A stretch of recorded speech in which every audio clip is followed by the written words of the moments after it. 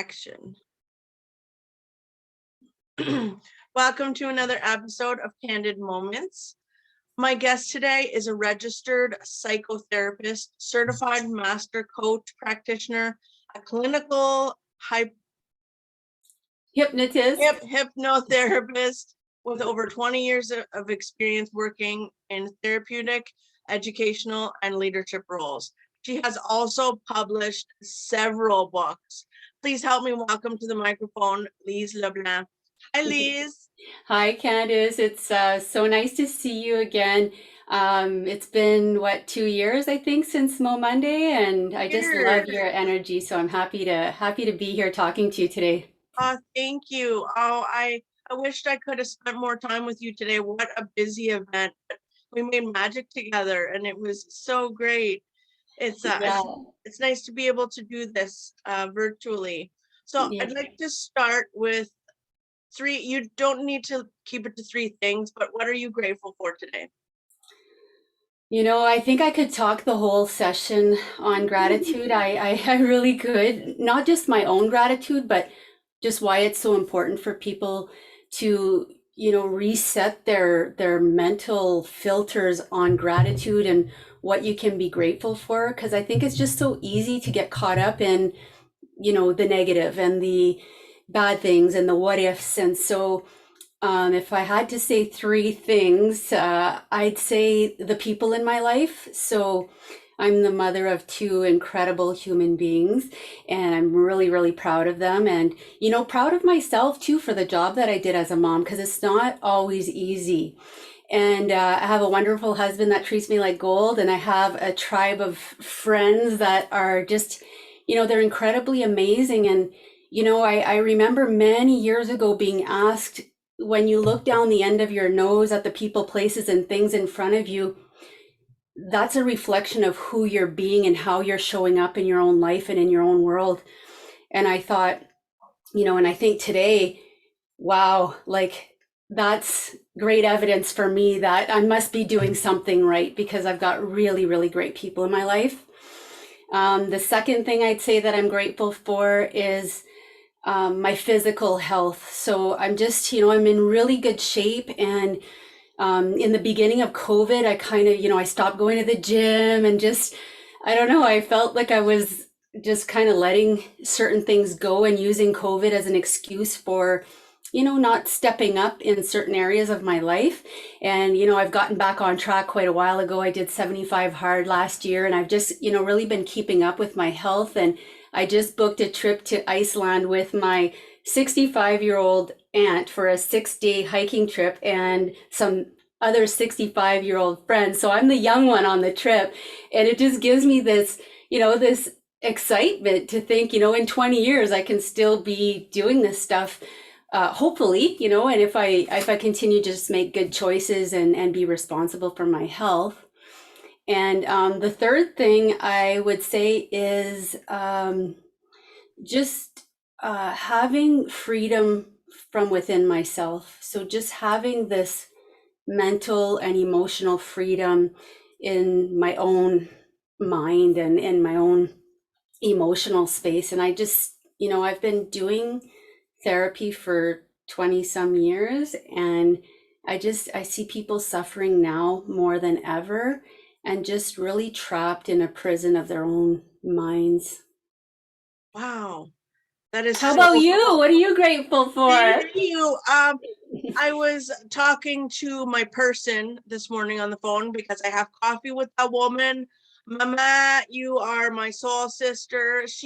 She gives me like reason for life. So every morning I have to think now after I can't call her before 9 because she's doing her workout and because she's got her goal, but I always call her at 8:30.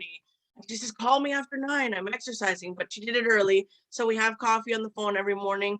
That woman, she's like a limb.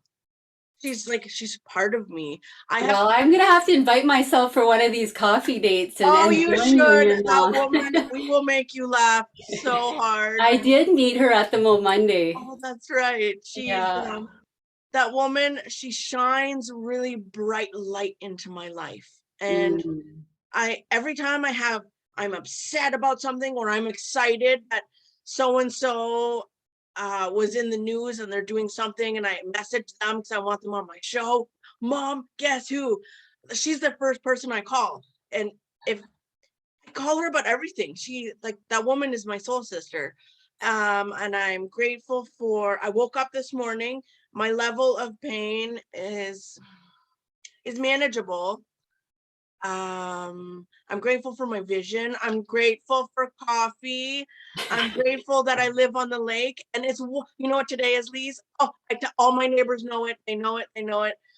It's one day closer to spring. Ah, I'm so excited. I keep telling myself every day. And I'm grateful for this interview. Well, that's awesome. And going back to your mom and just having those people that we can share our excitement with, and when we're having a challenge, that we can count on that person to pull us through the challenge. And it's priceless. It really is priceless. And to wake up and to think about what you're grateful for, and to be able to really have just that like I said earlier, that kind of filter of gratitude, of looking for the things that that you're grateful and Right. thankful for. And the more you look for it, the more you find it, and then there's more, and then there's more.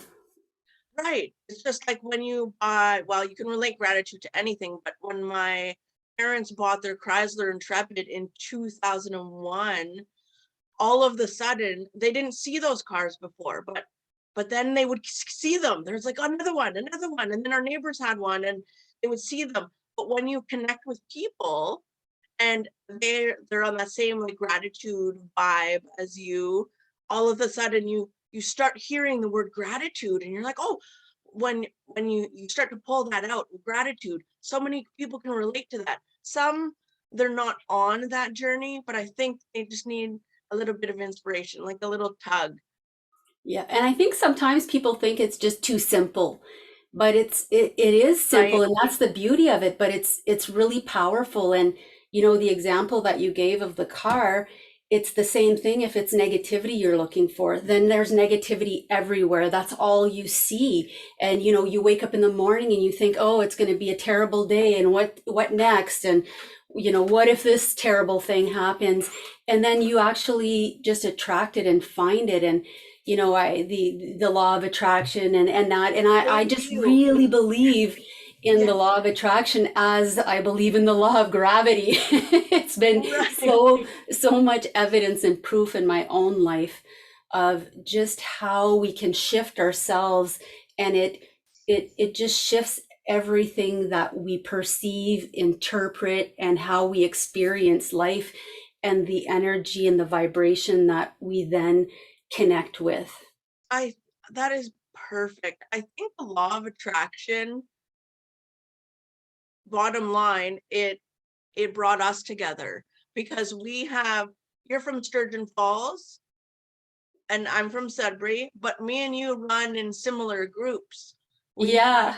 We have some powerful like warrior women that are mutual friends, which is so nice that we were able to connect like that. See, the law of attraction, that's going to be part of my vision board workshop in 2 weeks at the college. Oh, excellent. And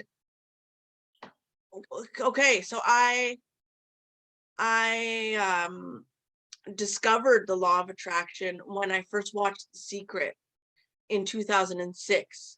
Hmm. That's when my eyes kind of opened to that world. When did you start understanding that? That's Oh, exactly when. And okay. and there's parts in The Secret that it's corny. There's parts that No, yeah. but the message and the I don't know if you listen to Abraham, but that whole concept of the vortex and the power of attraction, and where you put your focus, and how you rewire your emotional circuitry to really align with an energetic vibration. And I mean, this is proven by science. It's just that there's a lot of I'll say, I think, I don't know how to put it, but maybe it's a little bit airy fairy for some people, and not the physics or the actual science of it is not out there as much. And I really like Joe Dispenza's work as well. I'm not sure if you Yeah, follow him, but it's just around this whole concept of energy and how if you keep your focus on it. But what, in The Secret, that part, I don't know if you remember this, but they plant all the seeds and in the backyard, and then they're waiting for the grass to grow, they're watering it, but then just as it's about to sprout out, they're like, oh, this doesn't work, and they get discouraged and they walk away. And it's to be able to really keep that focus mentally, emotionally, and energetically on that vision, or that, that vortex, or however, whatever language you put around that energy space that you're creating to manifest, things, people, places, things, experiences. But it's relationships. really about staying in the energy, because it being in a good energy vibration doesn't mean bad things aren't going to happen. It just means that you're going to respond to them very differently. Right, and understand the situation. I believe wholeheartedly that should be taught in the curriculum. Mm, So as a result of my belief, I don't know if that's soliciting or pushing my belief on people, but at the end of the workshop, I'm going to present this to the class, to the teacher, and say that everybody has the opportunity to borrow the book and they can pass it along. And because I think it's so positive, and then they'll be able to manifest what they want by understanding this mhm. law of attraction. Yeah. And oh, I hope they benefit from it. I do. I know not everybody's open to it.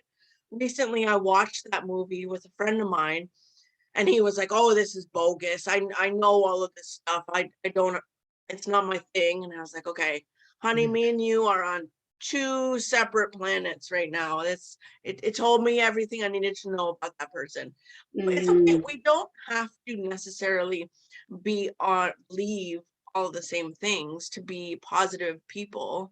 But So you do notice that as you shift your own vibration, certain people, places, and things start falling away and new things come in. And it's like I said earlier, it's when you look down the end of your nose and you see the people, places, and things that are right in front of you, it's a message for you around your own vibration. So instead of complaining about what's in front of you, look at what's here, because this is what you have control over. This is what you can shift.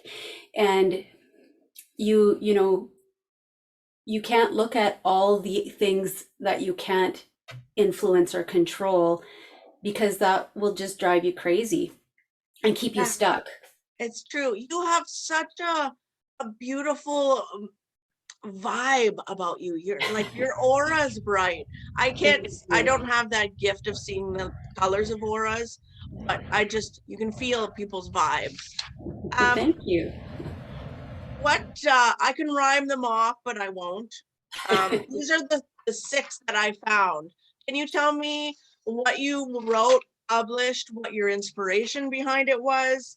Well, like who is the author, Lise? So, I spent my 20s kind of distracting myself and being really, really busy, and just, and I think that's the 20s for a lot of people, but I had a lot of emotional pain that I had kind of parked, and kind of built a wall around the first part of my life and the next part of my life. And in my mind, I thought, and I mean, I think we're all kind of fed this message is, you'll be happy when you find a good partner, when you have a good job, when you have a good education, when you accomplish all these things and buy all these possessions and have certain experiences. And so I just kind of lived that rat race during my 20s.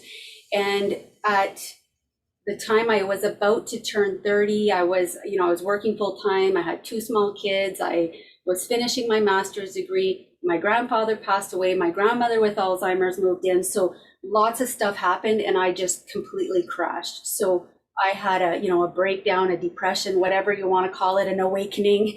Yeah. And for me, in hindsight, it really was my opportunity for awakening. And I think when I work with people and I see them in that really, really squished, tight space where they're suffocating, I think, Ooh, just a little bit more and we'll get through that wall, because that's the space. I think, I saw you talking on one of the podcasts that you did previously about how pain can be a driver and pain can crack you open and be that catalyst for really looking at yourself. And so I spent the first part of my 30s, you know, well, in this breakthrough period.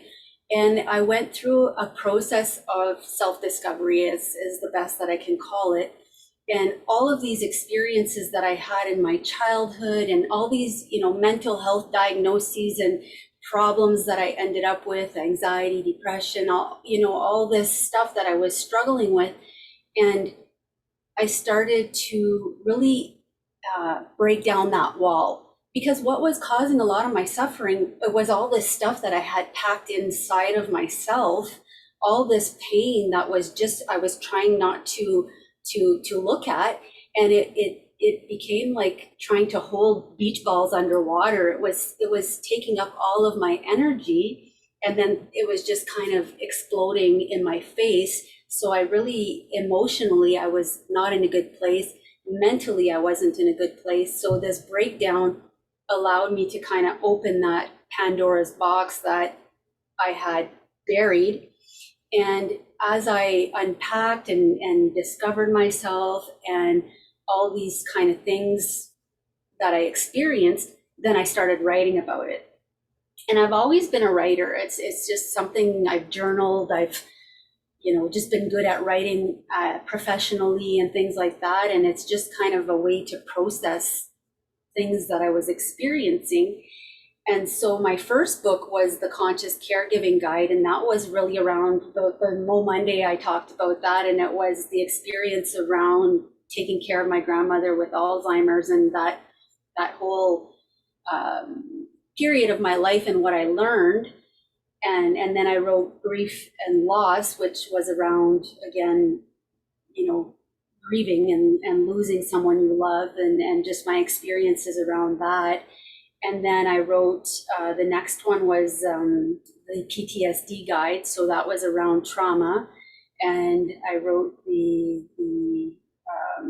what was next? De-stress. Anyway, I wrote a bunch of books, and it's really all about the experiences and my healing and how I've helped other people based on all that. Wow. What's the response from the books? In terms of, like in terms of what specifically, like just getting How? feedback from people. Yeah. So the books have been really, I've gotten a lot of feedback, and it's been a really great response. So, I mean, I'm really happy that I took the time to write these books. And it's also been, because I know you're an author as well, and being an author, I mean, there's not necessarily a lot of money in it, because you have to sell, a lot of books. And, I was lucky to get a traditional publisher, but Oh, you did take that they, route. they pay to get your book out there, but then you get very small portion of the profits, right? So it's more of a way to, it's partly a platform, in the sense of it does help around, credibility and things like that. And I often, give people copies of my books as gifts, and as just, to help them through whatever situation they're going through. That's great. That must help as a tool in your business as well, to give people guidance. Like, not only have you published many, many articles, but you have these books now to give to people as resources. Absolutely. And that whole business, that whole business aspect of things, and how COVID has shifted everything. And, again, at first it was like, and then we all kind of said, okay, this is here to stay. How do we figure this out? How do we pivot and shift our businesses so that it can work? And so with the books, what I ended up doing is creating online courses based on the different topics and some of the material in the books, and just kind of building on that. And so I've kind of just created a whole other side of my business, and then a lot of people started approaching me just looking at what I'm doing for help, and I started coaching women in business and other therapists and coaches that want to go into their own private practice or business, and it's just been really fun. That's so great. Did you have help doing that, or did you learn how to create these online courses on your own? Did you take a course? So what I did was I signed up for a platform, and actually I've switched 3 times now because as I learn more and more, I've been upgrading and finding what works and what doesn't work. So I've learned most of it on my own through these platforms that offer training in the platforms. Okay. But I had spent a lot of money in marketing, which, was helpful to a certain degree. And I'm sure, marketing is quite expensive. Yes. And so I started learning some of the tools and concepts. And what I was finding, and I don't know what your experience has been, is I kind of get to a certain level, and then it seems I can't find that person to get me to the next level. And so I decided I'm just going to figure it out myself. And so I started taking courses, and I started really learning about ClickFunnels and learning about sales pages and sales copy. And it brings together all of the things that I love learning about and that I'm good at, in writing and psychology, and so all of these pieces of content and material that I had all over the place, being able to bring it all together and finally find a way to take it to the next level has been very rewarding for me. Wow. When I have a question about when you went through your mental breakdown, or whatever you'd like to call it, did you seek out counseling to figure out how to go through the processes? So I went to counseling. That was kind of my first step. Well, sorry, that was probably my second step, because I went to see my doctor. He put me on medication. I went to see a counselor, and then I went to conferences. I went to energy healing places, and I saw all kinds of different alternative healers as well. So I did start with a counselor, but I also was very open to different ways of healing. And I traveled to Peru, and the night I did the Momenday, Brian, who I saw you interviewed, I didn't see the interview. I don't think it's posted yet. Not yet, no. Okay, I saw that interview. I'm glad you're a viewer. Thank you. Yeah, and so he was talking about ayahuasca that night at the Mo Monday, and I had traveled to Peru as well to go through some healing that with plant medicines. And so Brian and I had really hit it off just around that, that common experience, but also the vibrational energy space. And so it was really great. So I mean, I could probably spend the next 10 minutes listing all the things that I did to heal, and all the time and the energy and the money I spent, for probably 5-6 years. I mean, from beginning to end, and all the stuff that I went through in terms of processing things, experiences, and shifting my perception, my interpretation, and how I related to my own experiences in my life so that they were more tolerable to me. Right. Wow. So this is no easy process. You had to dig deep. Well, I think it's a lot easier when you have a guide, someone to Right. really walk you through those steps. Because for me, at that point in my life, I was just grasping at straws and grasping and going here and going there, and not really having a step-by-step orderly process, because I was suffering so much that I just needed relief. Did you receive relief? In time, I would say it was probably 2 years really before I got to even to that space where it was, I'm responsible for me. There's things in my life that have happened that are, and it's not to say that I'm responsible for everything that's happened, but I'm responsible for the response I have to it. And I'm responsible for how I store it within myself. So, we all think that our experience is like a memory. Our memories and our experiences is like opening a cabinet and, oh, there's your memory and that's what actually happened, but that's not true. And every time we open that memory, we look in it, we shift things, we edit things, and we put it back away a little different. So if you took a video camera of an experience, a video of an experience, it would probably be different than what's in the cabinet. And the perception and the interpretation and the story that you or I or whoever created about that experiences changes how we feel about it. And that story and interpretation can always be changed. So, I know you've been through major trauma and you have a choice in how you look at it. You can't change the past. I can't change the experiences that have happened to me. Right. The only thing you have any control over is how you perceive and interpret it and the story that you create about it. Because you can say, well, that happened so that I can be right here, right now, helping these people doing this amazing thing. Or you can be under your blankets crying and saying, poor me. Right. I like that because recently I've looked at some really scarring experiences in my life where I still have emotional wounds and the wound is still open. But I'm starting to look at it as though that was a gift. Was some of the hardest people that were so painful to deal with in my life that have hurt me mentally, emotionally, psychologically. Those people are teachers. I Oh, know that's that gives easier. me goosebumps when Oh, you like say it's that. easier said than done. I've had some vile people in my life. And now just listening to what you're saying is solidifying the fact that yes, they are teachers.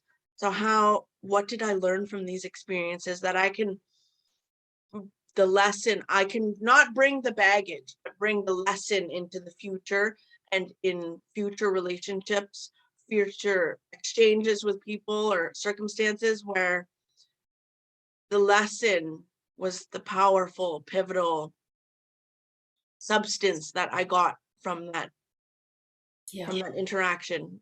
And You heal me, right? I truly believe that if you don't grab the benefits and you don't grab the lessons, that you recreate it somewhere else. So you will find that situation or it will find you. And you can see this, you can see people who for whatever reasons are suffering. And so, you can change cities, you can change jobs, you can change relationships, you can go as far away as Australia. And in a very short period of time, you're right back in the same relationship, maybe different face, same job challenges, same. Why? You're the common denominator.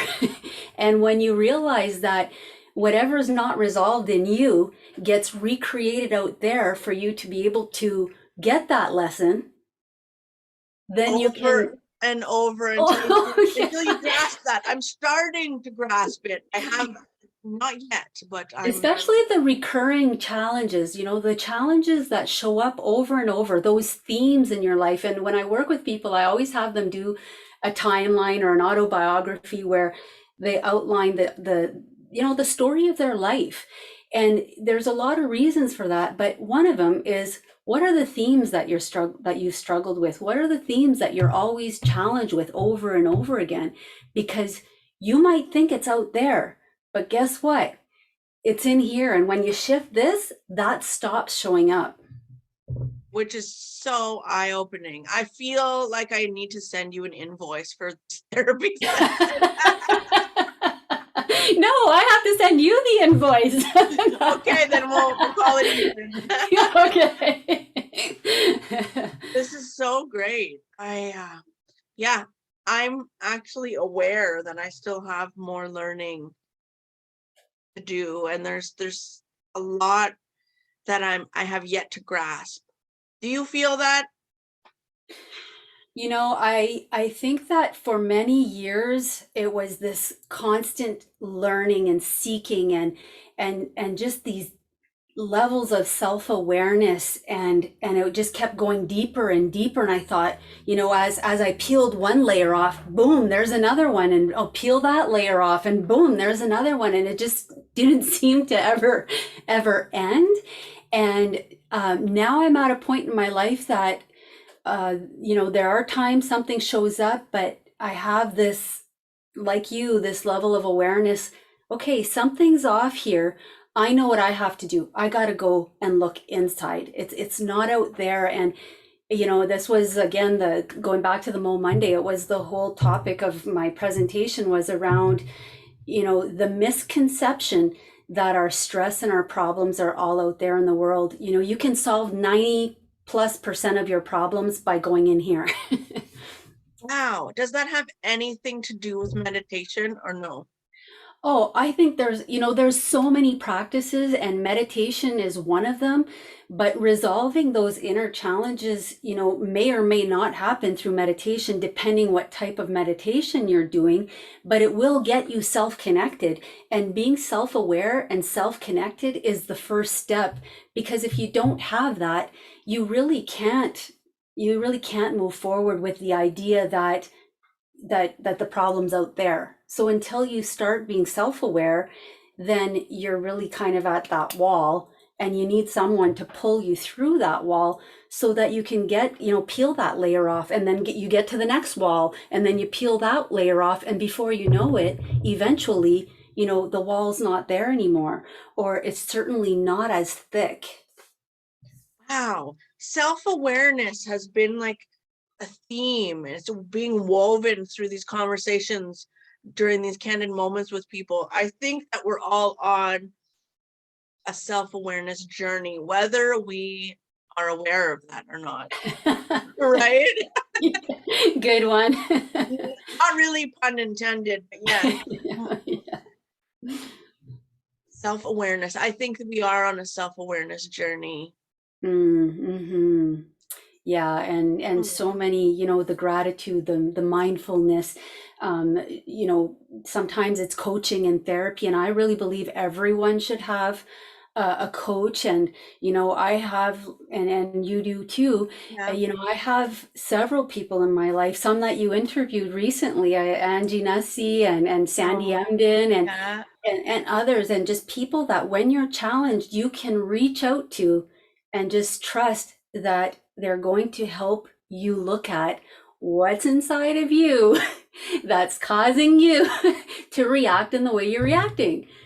That's what pulls you through the challenge, not trying to change what's out there and shift the whole world. Shift what you have control over. Bam. Don't drop the microphone, pass it back to me. Yes. That is so great. You're making me look at things differently. This is good. This is good. What your business and coaching other people, how has COVID changed that, or how have you pivoted? Oh, there's just been so many shifts for me in terms of business. It started out with a kind of shutting down for a couple of months, and then, grants for marketing became available. And so I was lucky to get some funding for marketing. And, I just now realize that it's really there's the space is so crowded in terms of coaching and counseling and books, and it's just very crowded. And so really getting yourself out there and be able to communicate your message and be able to find the people that you can help. And so I'm just naturally kind of going out of the counseling a little bit and more into business coaching, and that's been a lot of fun. It's been a huge change for me. And you'd be surprised, but in business coaching, what stops people is not the business side of things. It's the imposter syndrome. It's the I'm not good enough. It's the self-doubt. So there's so much that I can help people shift around the psychological and the emotional and the mental blocks that people come up against when they're running a business and either starting a business, scaling up a business, or whatever. Wow. Confidence. Right. How do you set yourself apart since the industry is so saturated? Well, like I said, I got this marketing grant, so that's really helped me out around just creating a platform, a social media platform, creating a lot of content to just kind of be, I'm here, I'm here, I'm here. And then I have a lot of word of mouth. So people come to me from other people that I've worked with. And so I Right. think when you're working in alignment with your passion and purpose, it takes on a momentum of its own, and things just start happening almost by magic, which is the secret, right? Exactly. You're the second person on the show to say to be in alignment. If you saw Norm's episode, he talked about being in alignment and his Mhm. vibrations. That is so important. And magic is the second book. Yes, Oh, that's right. was it the power and then the magic? Which one was the second one? Yeah, I think it was The Secret and then Magic, right? Magic. And it was by So, Rhonda Byrne. Yeah. and I think too that a lot of times and I learned that this in my own life, but a lot of times what we think is anxiety, depression, or a mental health problem, which it can be partly as well, but a lot of times the real problem is that we're not in alignment with our passion and purpose, and we are not on the right path, whether it be work wise, and just how we're spending our time and energy and with who. And it's that lack of self connection. So just kind of being on the wrong path in our own life, and not aligned. Right. And that's so difficult these days for people because me and you, we're entrepreneurs. We live, we work, we do our passion. But for the Mhm. people who are going to that job that they need to pay the bills and they just need to work, what Mhm. kind of what kind of advice do we give them as far as find your passion, live your desires? How do, like, I know it's sometimes So easier said than done. That's a tough topic it though. is, it is. And I was for I think about 20, the first 20 years, I've only been an entrepreneur for the past 5 years. So Okay. well, I shouldn't say that because I was a part-time entrepreneur, but I've only been a full-time entrepreneur in the last 5 years. And so I worked for 20 years as a therapist and director of mental health and addiction services, different programs. And so when I left my full-time position, I was the director of the mental health and addictions program at the West Nipissing General Hospital in Sturgeon, and I was making big bucks. I had the best pension, I think, in all of Ontario. It's that or the teachers, full benefits. And I had this calling, my soul was calling me to go out and explore and do other things. And that's another thing I'm really grateful for, is that I had the courage to take that leap, and I've had the courage in my life to do some risky, kind of, when everybody's telling me I'm crazy, which I kind of felt like I was, but there Just was say thank something. you. Just say Yeah. thank you. I know I'm a brave, badass woman. Thank you. And Yes. And it was a badass move because I was I was on my own financially. I had my two kids were teenagers at the time, and I'm taking this big risk. And so I left my full-time position to go into this, and then COVID hits a year into it and all this kind of stuff, and it's like, am I crazy? Was I crazy? Did I do the wrong thing? And so, helping people take that dive off the diving board, sometimes you can't just jump into the deep end. Sometimes you have to go wade into the shallow end before you kind of take the bigger dive. So I often coach women who are therapists who are in a job and want to go into private practice. And so what I often get them to do is I help them lay the foundation for their business before they actually take the leap. So starting to get clients even ahead of time, doing a little bit of side business, and then kind of shifting out if they can do part-time and part-time before, because some people just financially can't take that leap all at once. And there's no guarantee, as you know, that it is going to pay off. So if you're making 80,000 or 90,000 or $100,000 and it's a regular paycheck, you know you're getting this much money every 2 weeks, and you go into being a business person, Right. those guarantees aren't there. And that's scary for people who've not been raised in an entrepreneurial family, which I wasn't. I don't know Uh, if you were, but there's no, no entrepreneurs in my family. no, me I'm the neither. I first. come from like a blue collar, hard working family Mhm. where like mom stayed home and took care of the kids, and now mom's at home taking care of the grandchild. And dad goes to work, and it no, there was no entrepreneurial background or guidance for me. I just had to learn on my own, Mhm. and which is terrifying. Like there's only so much schooling. Well, I didn't take business in school. I kind of just did it myself, and there's a lot to learn. But there's so many resources, like we were talking about earlier. You've taken courses, and there's so much online you can teach yourself, but you Mhm. need to look at the end of your nose, like you said, and see those other entrepreneurs in our city that are doing better than we are. They make Mhm. way more than 150K a year. Oh, We need to. absolutely. So, do you have any of those friends? You Well, I am are now. that person. I am that person now. So Ah, I've I been love really it. Thank lucky. I've been really lucky to be able to shift my business in a way that I'm really at where I want and need to be. Not to say that I'm not always looking for ways you. to be able to affect and help and bring my passion and purpose to more people. I love those But words, passion and yeah, purpose. Oh, mhm, you're not preaching to the choir, but I love it. Passion and purpose. And yeah.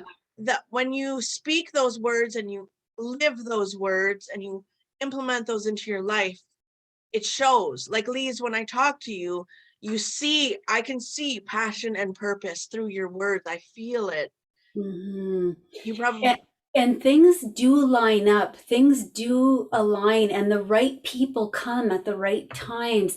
And your job is really going back to the vision board, and however you do your manifestation exercises, whether it's mental rehearsal or it's a vision board or it's through some other meditation, You do watch it's my show. So, yes, I do. And it's to keep yourself in alignment and to know when you're out of alignment so that you can shift back in, and that just keeps that attraction going. So in beautiful. business, I do have a network of entrepreneurs and really wonderful people that we elevate each other and work together really to collaborate and to help each other out. That's great. You're accessing those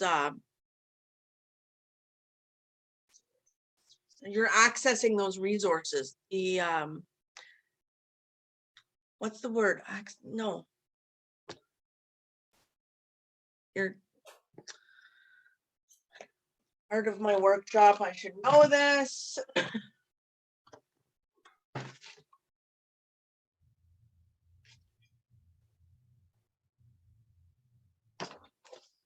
What's the word?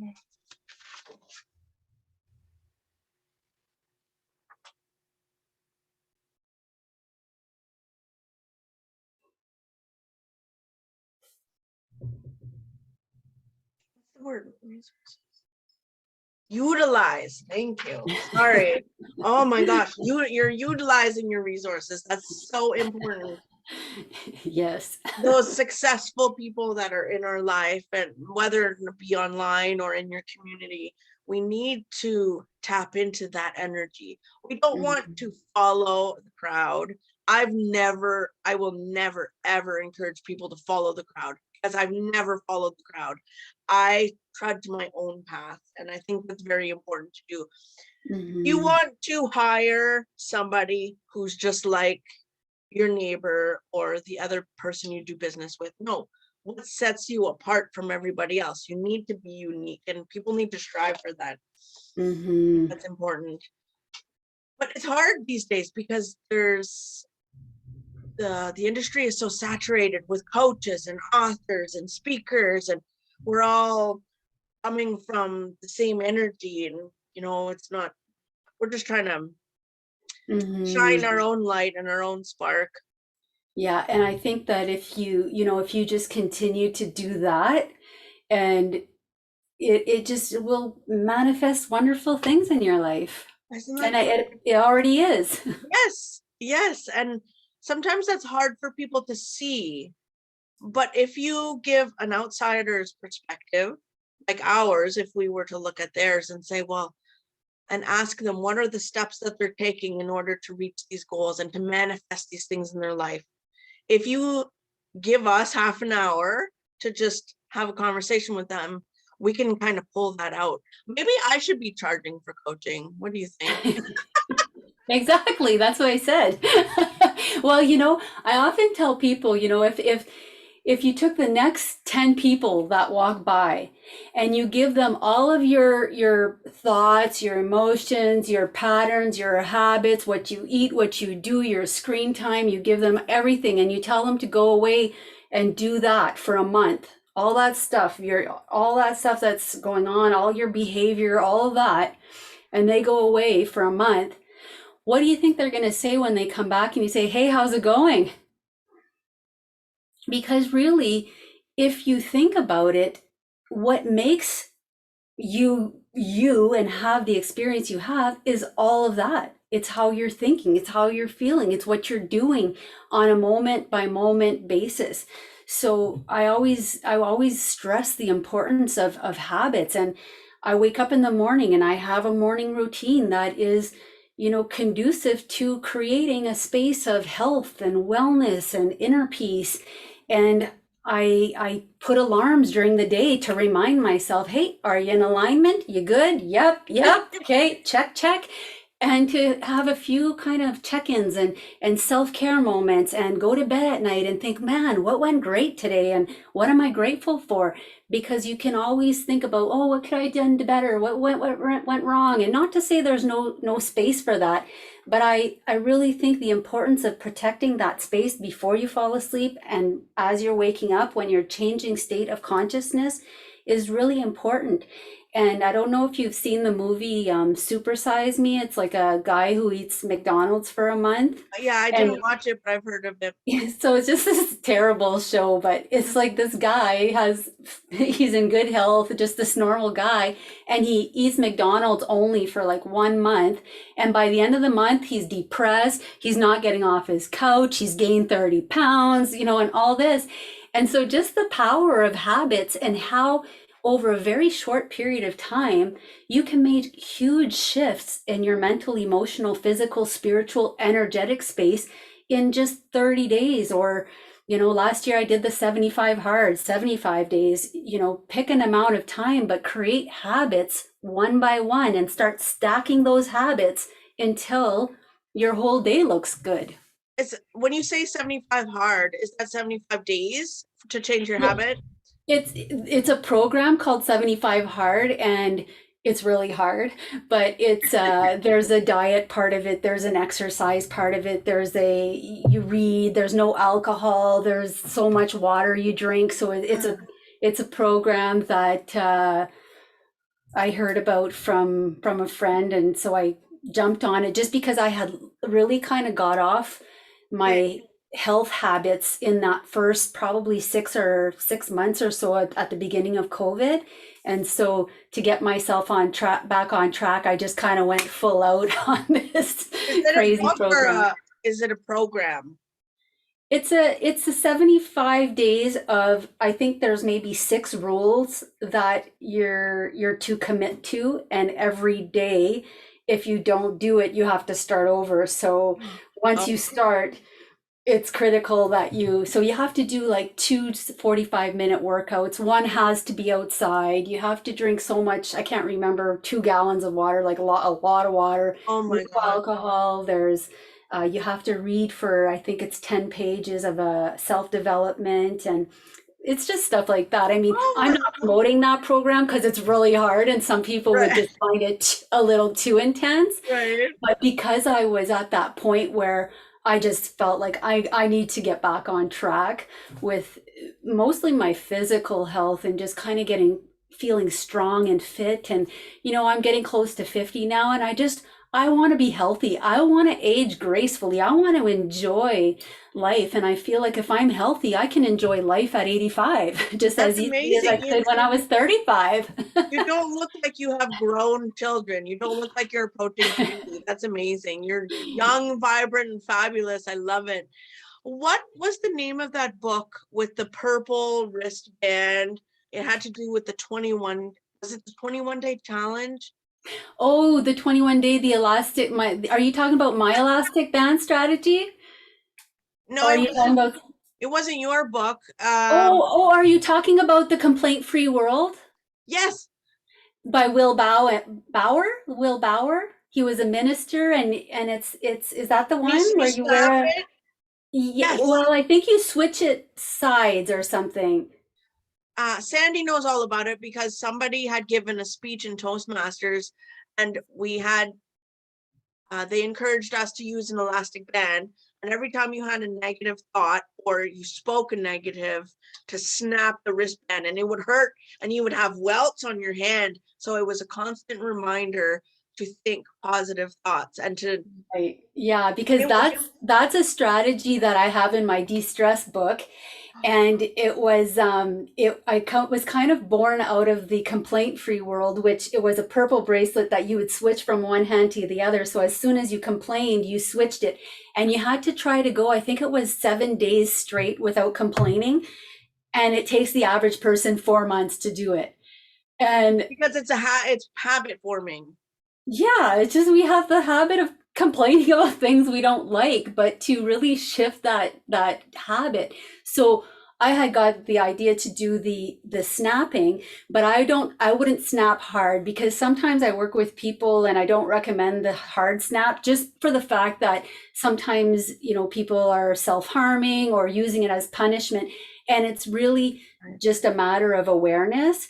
And so I did that probably for 6 months at the beginning of my journey when I was going through my breakdown, to really start just having an awareness, because there's all these thoughts going through our mind and we just jump on every thought train, and next thing you know, we're way over there and how did I get here?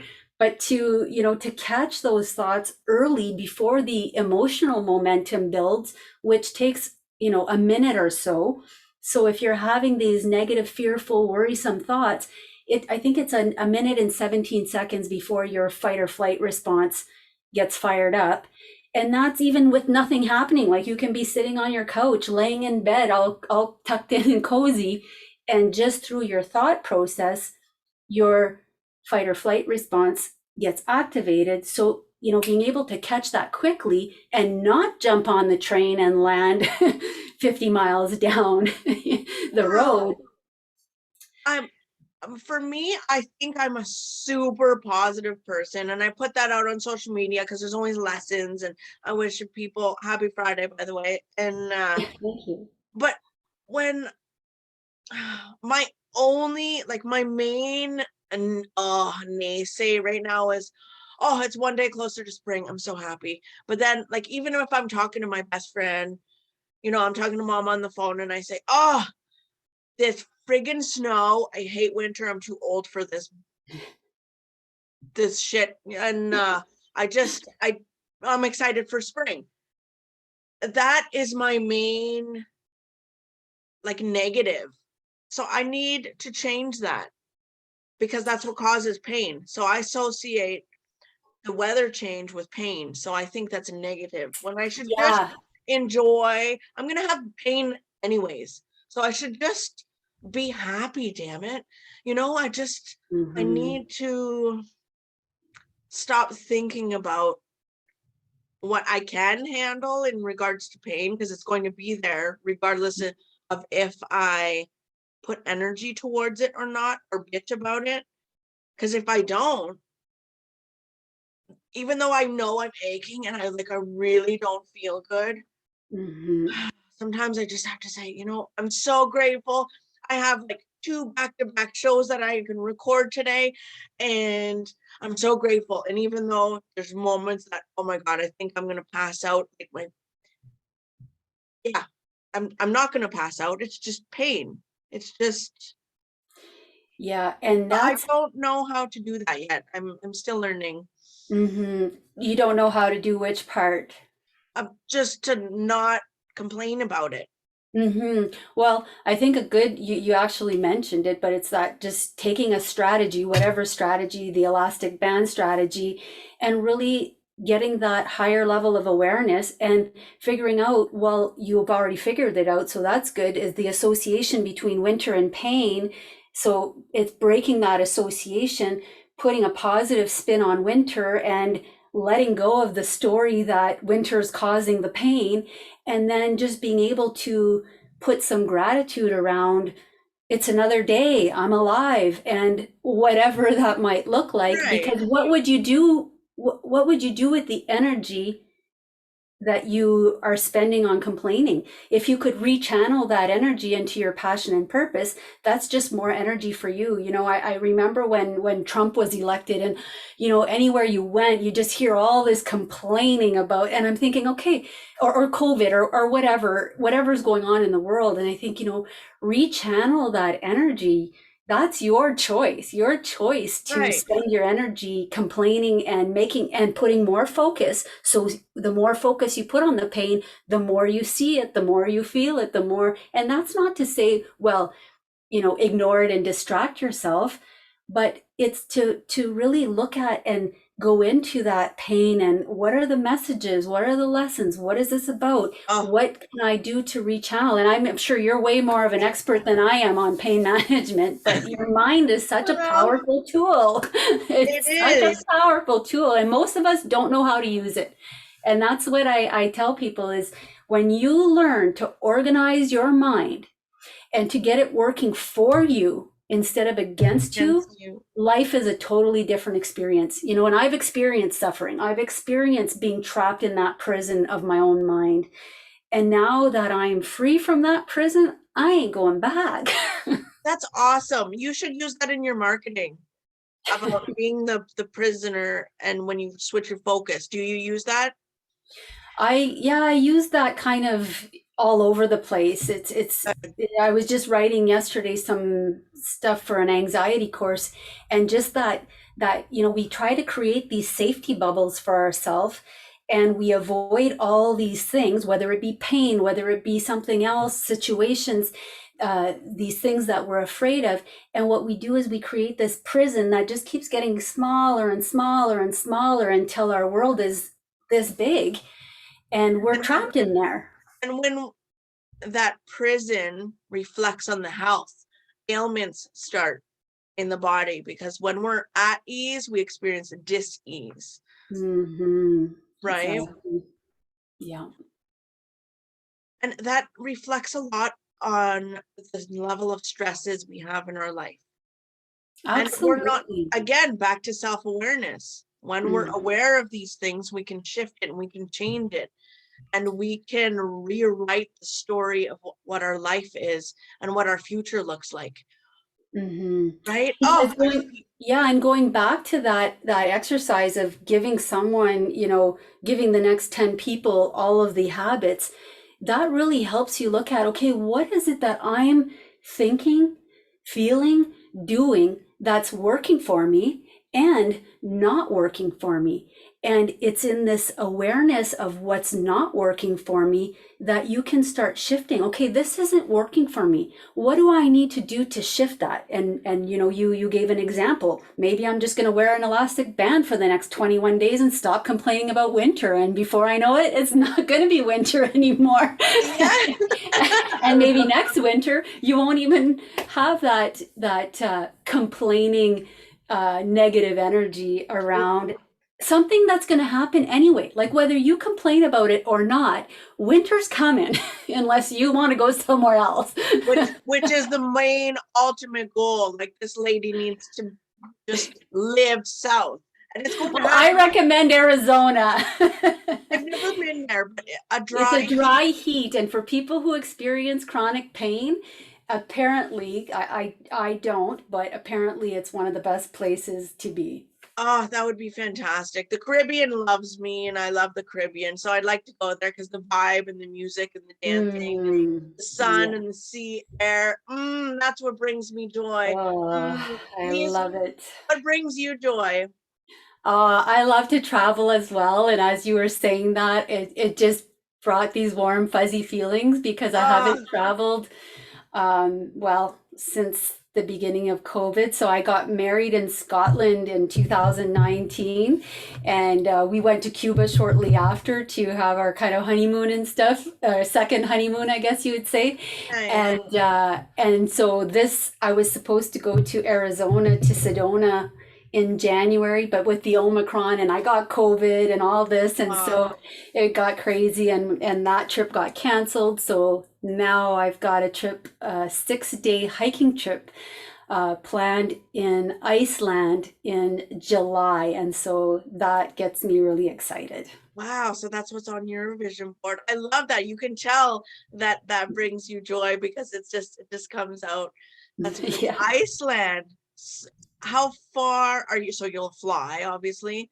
How it's far a is five that? and a half hour flight. Is it Greenland? Iceland? Where is it? I'm looking at my map. Um, a cousin of mine went to Iceland. Where is it? Which continent is it on? So it's right beside Greenland. So you'll see Greenland there, and then it's a tiny, tiny little speck underneath Greenland. It's like to the right of it, like underneath. Mm-hmm. Interesting. A 5.5 hour flight. That's not bad. That's like going to BC. Yeah, because Europe is about 6.5 hours, and that's just kind of, Interesting. So you're going to go for a hike? yeah, we're going hiking. I love hiking. I've hiked the Grand Canyon many times, the Chilkoot, the Tour de Mont Blanc. So I've had a many hiking trips, and it's just one of my favorite things. I find that when I'm hiking, the world just kind of fades away, and I just get really in tune with what I'm doing.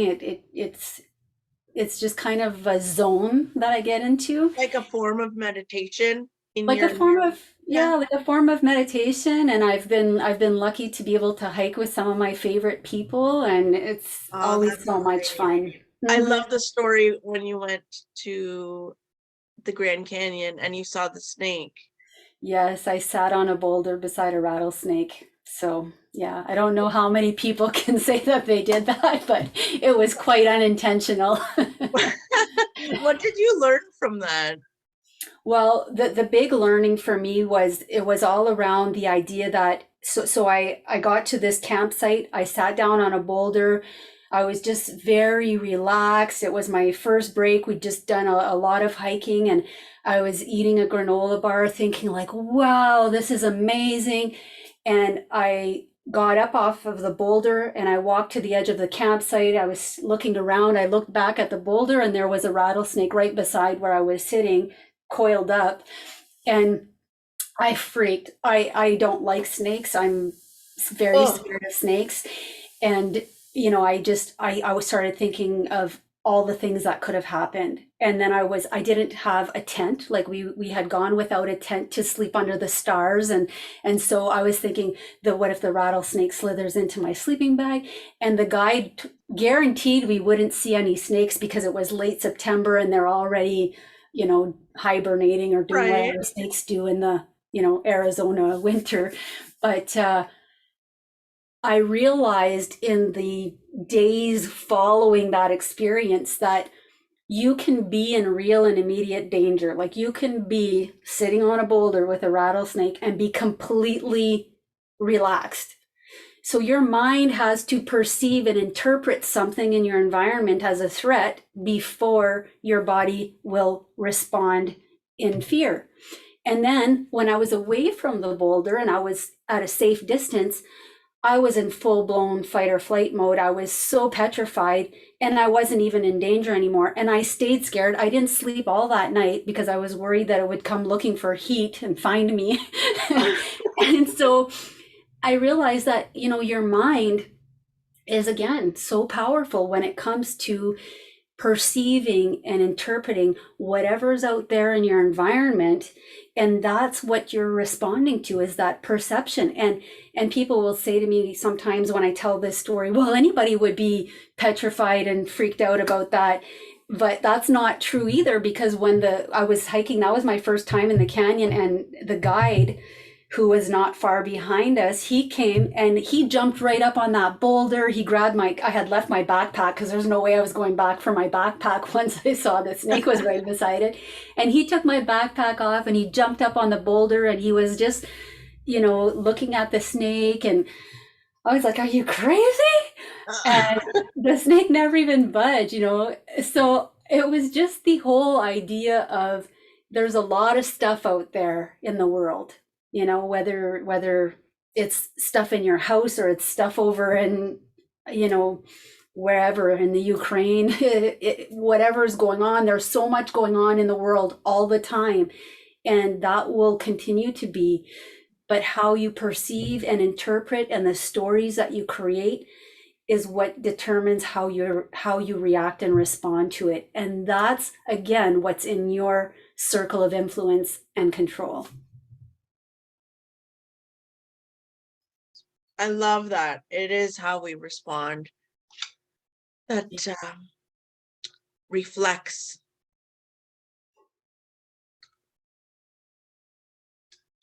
I love that. That's great. I'm just thinking about the notes that I'm taking.